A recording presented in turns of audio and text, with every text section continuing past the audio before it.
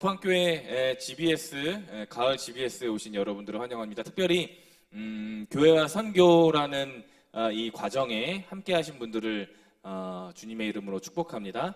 제가 이번에 여러분들과 함께하는 과목은요, 교회와 선교라는 과목입니다. 제가 먼저 첫 번째 간단하게 강의 소개를 먼저 하겠습니다. 교회와 선교라는 이 강의는 이 교회를 통한 선교 또는 선교를 통한 교회라는 그 관점으로 우리가 이제 8주차를 보게 될 것입니다. 그러니까 선교를 위한 교회라는 관점에서 우리 교회들은 어떻게 선교를 감당할 것인가, 제주의 교회들은 선교를 어떻게 감당할 것인가, 우리 법학교회는, 우리 법학교회 해외선교위원회는, 그리고 각 가정은 선교를 어떻게 감당할 것인가. 그러니까 이런 것들을 우리가 이 과정에서 이 강의 8주 동안 함께 고민해보고 여러분들이 함께 학습해보시고 나누어 보신다라는 겁니다. 선교는 교회를 어떻게 뒷받침하는가. 즉 교회와 선교, 선교와 교회 이 두 가지 축이 어떻게 상호작용을 하는가라는 거에 대해서 우리가 이제 함께 배워보게 됩니다. 이 상호작용하는 것을 굉장히 균형감 있게 우리가 접근을 해야 돼요. 어떤 한 가지에 너무 무게중심을 쏜다거나, 너무 교회에 중심을 둔다거나, 너무 또 이렇게 선교에 중심을 둔다거나 이렇게 하면은 우리가 균형 감각을 상실할 수가 있기 때문입니다. 균형감 있게 건강한 관점에서, 시각에서 우리가 교회와 선교에 대해서 함께 나눠보는 겁니다. 저 개인적으로도 이제 한번 말씀을 드리면, 저는 이제 선교에 대한 경험은, 해외 단기 선교에 대한 경험은 제가 대학생 시절에 몽골 한 1개월 정도 갔다 왔던 것이 기억이 납니다. 자, 그러면 두 번째, 어떤 분들이 이 강의, 이 GBS 교회와 선교를 들으면 좋을까? 저는 이렇게 좀 정리를 해보았습니다. 선교에 대한 경험이 있으신 분들, 또는 전혀 선교에 대한 경험이 없지만 선교에 대해 앞으로 준비하고 계신 분들, 또는 선교에 대해서 내가 전혀 모르더라도 선교에 대해서 아주 조금의 궁금증, 질문거리가 있으신 분들에 대해서 이 과정은 유익하다라고 할 수 있겠습니다. 특별히 선교적인 삶을 일터와 직장에서 실천하고자 하시는 청장년, 우리 성도님들이 함께 본 과정에 저와 함께 하시면 참으로 유익하겠다 싶습니다. 자, 세 번째, 본격적으로 이제 교회와 선교에 대한 1주차 오리엔테이션을 여러분들과 함께 드리게 될 텐데, 세 번째, 즉 본론입니다. 교회와 선교는 어떤 관계가 있을까? 제가 앞서도 이 강의를 간단하게 소개한다라고 했을 때, 교회와 선교는 상호 협력적인, 상호 보완적인, 상호 균형을 맞추는 그러한 균형감 있게 바라보는 시각이 중요하다라고 제가 말씀을 드린 거예요. 그렇기 위해서는 우리가 먼저 이 따로따로, 교회 따로, 선교 따로에 대해서 하나하나 먼저 짚어보는 것이 중요할 것입니다. 이 시간에 1주차 때 제가 그것을 다 말씀드릴 수가 없고, 제가 8주까지 가는 동안에 군데군데 교회는 뭐다, 선교는 뭐다 라는 것에 대해서 여러분들과 함께 상호 소통하면서 나누려고 합니다.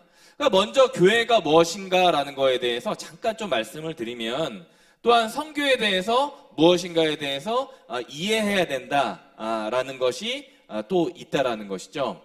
자, 먼저 교회가 무엇인가, 선교가 무엇인가에 대해서 이해해야 될 필요가 있다. 그리고 이 둘을 다시 유기적으로 연결해야 되는 필요성이 있다. 즉, 선교적인 교회, 교회적인 선교. 그러니까 이 두 가지 말이 다 나오게 되는 겁니다. 교회적인 선교. 두 번째, 선교적인 교회. 요 개념이 우리가 동시에 그리고 함께 생각해 봐야 될 그런 단어 개념이다라는 것입니다. 이 단어는 언뜻 교회적 선교, 선교적 교회는 언뜻 비슷하면서도 다를 수가 있거든요. 이 둘의 개념을 그동안 우리 한국교회는, 대한민국의 교회는 적지 않이 소홀히 취급해 왔습니다. 그만큼 선교에 대해서 특히 자신만의 생각과 견해가 아주 중구난방으로 난무했기 때문입니다. 저도 개인적으로는 신학교에 가서 선교적인 교회가 뭐냐, 교회적인 선교는 또 뭐냐 라는 것에 대해서 3년 동안, 4년 동안 이렇게 교수님들로부터 배우게 됐는데, 지금도 저도 이제 계속해서 또 자료를 찾아보고 또 들춰보고 하고 있는 것이죠. 그만큼 단 한 번에 이 두 개의 개념을 우리가 깨닫기는, 우리가 파악하기는 쉽지는 않은 거예요. 자, 그런데 이렇게 생각하시는 분이 있어요. 이를테면 선교라고 할 때 꽤 많은 사람들이, 제가 아까 앞전에도 저는 몽골을 1개월 정도 다녀왔다라고 말씀을 드렸는데, 그 전까지도 이제 저도 이제 그렇게 생각을 했던 거죠. 결국은 많은 분들이 선교라고 할 때 외국에 꼭 나가야지만 선교다. 우리나라 밖에 비행기를 타고 배 타고 나가야지만 선교다라고 말씀하시는 분들이 있습니다. 또는 외국인을 만나야지만 선교다. 또는 외국 문화, 문물을 접하고 내가 거기서 함께 교류해야지만 선교다라고 말씀하시는 분들이 있습니다. 이 말도 맞습니다. 다 틀리진 않고요. 다 맞습니다만, 그러나 저는 개인적으로 제가 경험하고 접했던 그리고 들었던 이야기를 종합해 볼 때, 선교라는 것은 우리 전체의 삶을 둘러싸고 있는 아주 가깝고 사소한 것에서부터 시작될 수 있는 것이 바로 선교다. 선교의 시작이다라고 말씀을 드리는 거예요. 그러니까 선교는 1차적으로는 교회를 통해서 진행되어야 하며, 또한 다음에 부차적으로 2차적으로 꼭 교회가 아니더라도 우리 개개인이, 그리고 소그룹이, 가정이, 그리고 일터가 중심이 되어서 선교로 그 동력이 이어질 수 있다라고 하면, 그 사역을 감당할 수 있다라고 하면, 이 또한 선교적 교회, 교회적 선교라는 그 길목에 우리가 들어설 수 있는 것인 거예요. 그만큼 선교라는 범위가 굉장히 넓다라고 할 수가 있는 거예요. 그러나 이번 제가 본 우리 교회와 선교, 우리 GBS 8주차의 시간 동안에는 특별히 그 수많은 그 선교의 범위를 조금은 한정을 시키겠습니다. 어떻게요? 우리 강의의 양육의 제목과 같이 교회와 선교 요 두 가지로만 일단은 이번 8주 동안 한번 생각해 보는 거예요.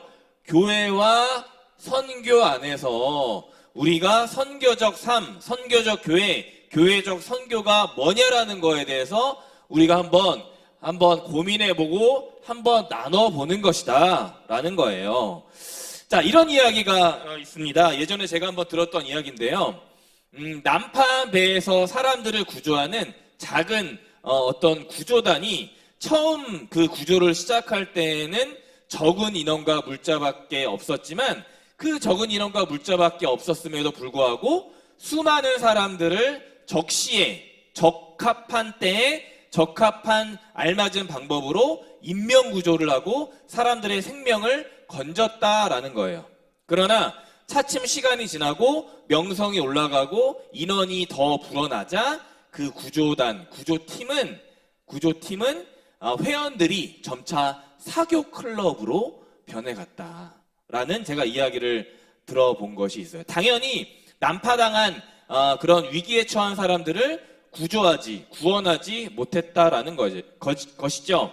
교회 역시 여기서 말하는, 우리 교회와 선교에서 말하는 교회 역시 본래 선교적 사명에 충실해야 함을 이 이야기를 통해서 우리가 짐작할 수가 있는 거예요.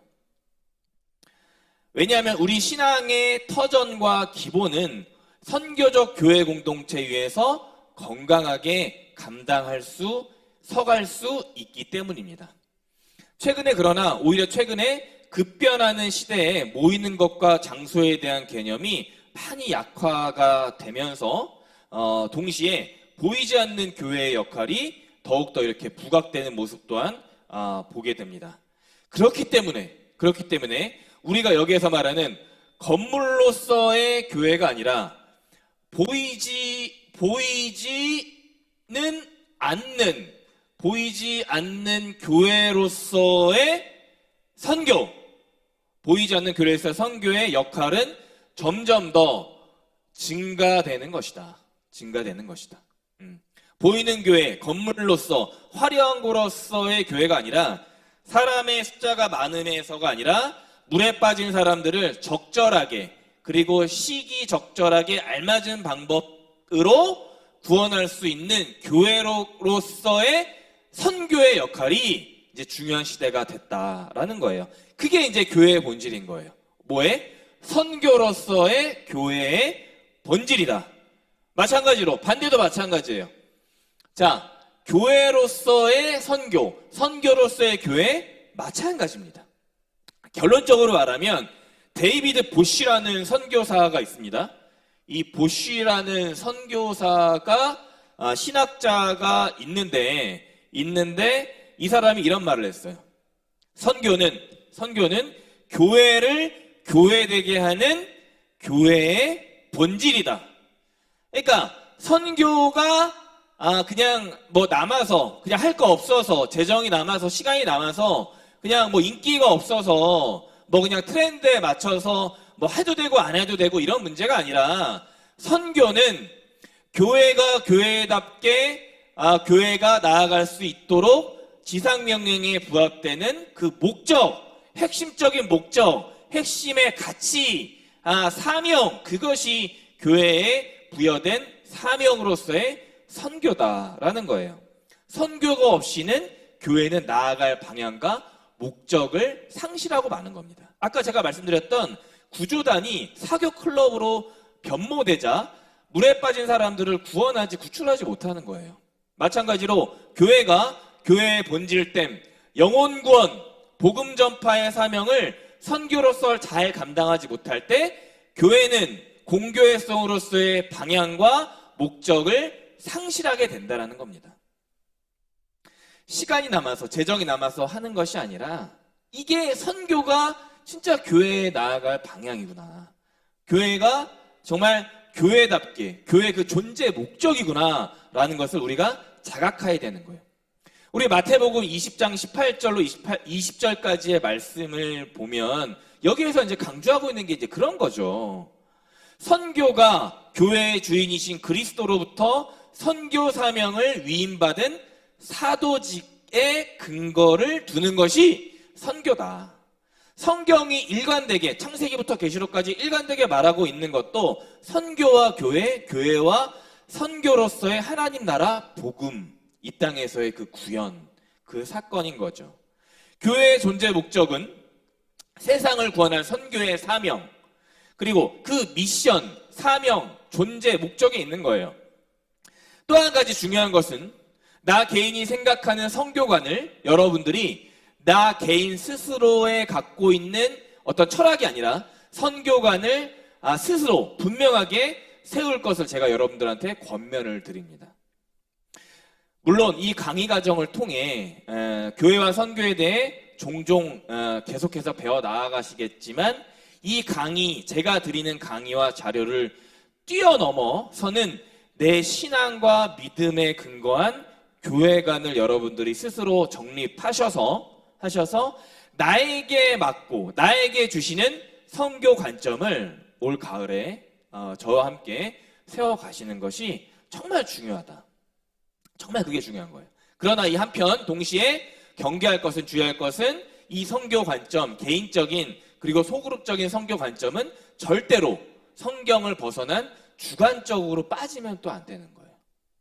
그렇기 때문에 우리에게 성경 말씀 진리를 주셨고 건강한 교회 공동체를 허락하셔서 서로가 서로를 점검할 수 있게 해주시는 거죠.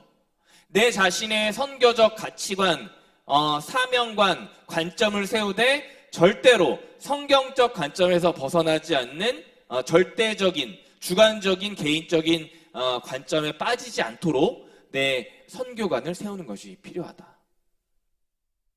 그래서 앞으로 이제 8주 동안 가장 중요한 핵심 키워드는 제가 계속해서 말씀드리지만 이 교회와 선교다. 그리고 선교와 교회다라는 거예요. 선교가 교회를 뒷받침해주고 교회가 선교를 뒷받침해주는 가장 성경적인 교회와 선교, 선교와 교회가 서로 보완해줄 때 가능하게 되는 것이다. 그리고 제가 한 가지 더 말씀드리고 싶은 것은 이번 우리 8주 동안에 가장 좀 중요한 것이 있는데 꼭 빼놓을 수 없는 것이 이 교회와 선교의 중심의 중간에서 양 밑단에서 받쳐주고 있는 구심점이 있는데 그것은 첫 번째가 이제 말씀이고요. 두 번째가 역사라고 할 수 있겠습니다. 역사적 사실, 역사적 근거, 자료, 어떤 토대, 기본, 기초 이것이 중요하다. 첫 번째 말씀, 두 번째 역사라는 거예요. 역사적 증언, 교회와 선교에 대한 역사적 증언, 그리고 기록들을 살펴보는 것이 굉장히 중요해요. 여러분들 혹시 아십니까? E.H. 카가 역사학자 E.H. 카가 이런 말을 이제 한 거죠. 역사는 과거와 현재의 끊임없는 대화이다. 끊임없는 상호작용이다라고 했다라는 거예요. 그러니까 우리 그리스도인들 역시 과거를 반추함으로써 되새김질함으로써 묵상함으로써 미래의 교회와 선교, 개인의 신앙과 믿음도 점검할 수가 있는 거예요. 내 스스로의 선교관, 신앙관, 그리고 교회관, 믿음관 등 이런 것들을 우리가 좀 점검해 볼 수가 있는 거예요. 자, 세 가지 축입니다. 정리합니다. 우리가 중요하게 생각할 핵심 키워드 세 가지. 첫 번째 교회, 두 번째 선교, 마지막 세 번째 말씀에 기초한 이 역사적 기록 이런 것들이 굉장히 중요하다라고 하는 것입니다. 자, 네 번째, 그러면 제가 이제 1주차 오리엔테이션 우리가 무엇을 향해 갈 것인가에 대해서 말씀을 다 드렸고 네 번째, 앞으로의 일정과 과제를 제가 잠깐 말씀을 드리겠습니다. 이번 주부터 총 8주 동안 유튜브를 통해 성도 여러분님들과 함께 제가 여러분들과 함께 하겠습니다. 녹화 시간이 그리고 강의 양육 시간이 다소 짧게 느껴질 수가 있겠지만 여러분들에게 두 권의 책을 소개하고자 합니다. 첫 번째로 여기서 이제 화면에 보이시겠지만 다시 쓰는 초대 한국 교회사라는 책과 그 다음에 지금 제가 책을 갖고 오지 못했지만 산비라는 책이 있습니다. 산비. 이거는 화면에도 이제 나갈 텐데요. 이 두 권의 책을 저희 8주 동안 저와 같이 좀 함께 읽어보고 좀 같이 느껴보고 좀 소감을 나눠봤으면 좋을 것 같아요. 4주차가 끝나고 나서는 이 다시 쓰는 초대 한국교회사를 여러분들 개인적으로 읽고 느낀 점을 저한테 나눠주시고 두 번째 8주차가 다 끝났을 때는 산비라는 책을 읽어보시고 저한테 좀 같이 느낀 점을 공유해 주시면 여러분들 함께 소통하는데 큰 도움이 될 것입니다. 그리고 매주 8번의 유튜브가 녹화돼서 송출될 텐데요. 녹화된 것을 여러분들이 시청하시고 그리고 반복 학습하시고 나셔서 저 개인 카톡으로 시청 소감 그리고 영상을 배운 느낌 그리고 교회와 선교와 교회에 대해서 새롭게 알게 된 점, 각오, 결단 이런 것들을 저 개인 카톡이라든가 댓글로 남겨주시면 제가 또 다음 차수를 준비하는데 크게 도움의 밑거름으로 삼을 수 있겠습니다. 마지막으로 5번째, 여러분들에게 이 강의를 함께 하실 때 당부드리고 싶은 말씀이 몇 가지가 있는데요.